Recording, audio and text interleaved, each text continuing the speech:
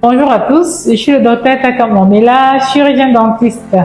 Aujourd'hui, j'aimerais vous entretenir sur un sujet assez pertinent, à savoir, quel est le bon dentifrice? Comment choisir son dentifrice? Telles sont quelques questions qui reviennent souvent en consultation chez nous. Vous serez surpris de savoir que c'est pas la marque du dentifrice qui est importante, mais c'est le dentifrice en lui-même avec ses constituants. Chaque laboratoire, chaque firme produit un dentifrice tel qu'il voudrait que ça se présente. Ça veut dire quoi?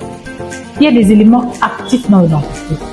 Ça veut dire celui qui va peut-être prévenir la formation de la carie, prévenir la formation du tartre, ainsi de suite, ainsi de suite, ainsi de suite.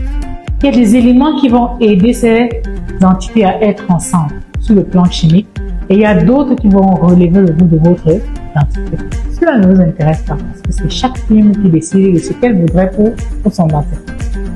Si vous comprenez à quoi c'est un dentifrice, vous comprendrez également ce que doit contenir un dentifrice. Dans la structure de la dent, imaginez-vous, on a des prismes, on a du calcium, on a du phosphate, on a de l'oxygène et on a de l'hydrogène. Ce qui se passe en réalité, par exemple, dans la formation de la carie, c'est que le sucre que vous allez consommer va être converti en acide par les bactéries qui sont présentes dans votre bouche. Et l'acide, vous connaissez ce que fait un acide.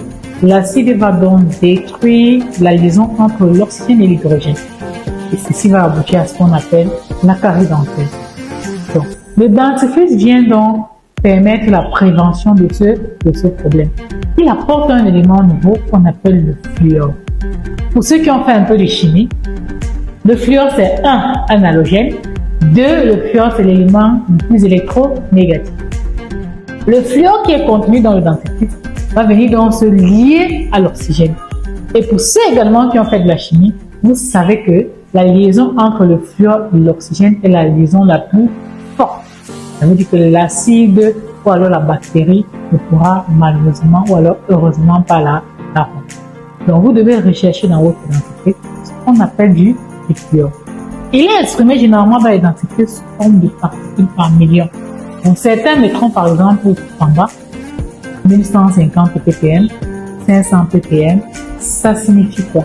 Ça signifie tout simplement que il y a par exemple 500 grammes de fluor dans 1 kg de dentifrice. En fonction de l'âge de votre enfant, vous aurez par exemple des dentifrices qui contiennent 450 ppm, 1000 ppm et 450 ppm.